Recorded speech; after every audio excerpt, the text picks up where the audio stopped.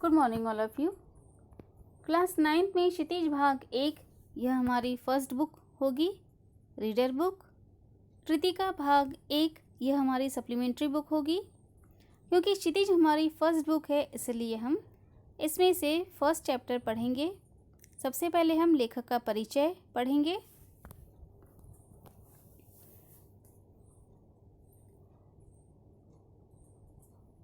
प्रेमचंद्र का जन्म सन 1880 में बनारस के लम्ही गांव में हुआ।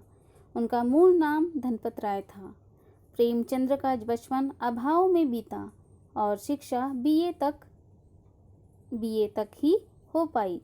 उन्होंने शिक्षा विभाग में नौकरी की, परंतु असहयोग आंदोलन में सक्रिय भाग लेने के लिए सरकारी नौकरी से त्यागपत्र दे दिया और लेखन कार्य के प्रति पूरी तरह समर्पित हो गए।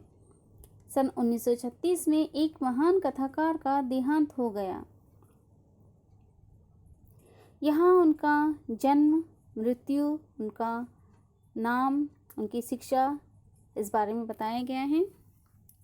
अब हम यहाँ ये देखेंगे कि उन्होंने कौन कौन सी लेखन कार्य किए हैं। प्रेमचंद्र की कहानियाँ मानसरोवर के 8 वर्गों में संकलित हैं। सेवा सदन, प्रेमाश्रम, रंगभूमि, कायाकल्प, निर्मला, गबन, कर्मभूमि, गोदान उनके प्रमुख उपन्यास हैं। उन्होंने हंस, जागरण, माधुरी आदि पत्रिकाओं का संपादन भी किया। कथा साहित्य के अतिरिक्त प्रेमचंद्र ने निबंध एवं अन्य प्रकार का गद्य लेखन भी प्रचुर मात्रा में किया। प्रेमचंद्र साहित्य को सामाजिक परिवर्तन का सशक्त माध्यम मानते थे। उन्होंने जिस गांव और शहर के परिवेश को देखा और जिया, उसकी अभिव्यक्ति उनके कथा साहित्य में मिलती है। किसानों और मजदूरों की दयनीय स्थिति, दलितों का शोषण, समाज में स्त्री की दुर्दशा और स्वाधीनता आंदोलन आदि उनकी रचनाओं के मूल विषय हैं। प्रेमचंद्र के कथा साहित्य का संसार बहुत व्यापक है। उसमें मनुष्य ही नहीं, पशु पक्षियों को भी अद्भुत आत्मीयता मिली है। बड़ी से बड़ी बात को सरल भाषा में सीधी और संक्षेप में कहना प्रेमचंद्र के लेखन की प्रमुख विशेषता है।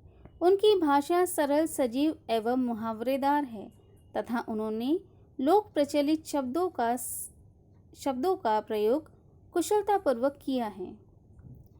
यहाँ इस पाठ का सारांश दिया है, चलिए वह देखते हैं, वह पढ़ेंगे। 2 बैलों की कथा के माध्यम से प्रेमचंद्र ने कृषक समाज और पशुओं के भावनात्मक संबंध का वर्णन किया है। इस कहानी में उन्होंने यह भी बताया है कि स्वतंत्रता सहज में नहीं मिलती, उसके लिए बार बार संघर्ष करना पड़ता है। इस प्रकार परोक्ष रूप से यह कहानी आज़ादी के आंदोलन की भावना से जुड़ी है। इसके साथ ही इस कहानी में प्रेमचंद्र ने पंचतंत्र और हितोपदेश की कथा परंपरा का उपयोग और विकास किया है।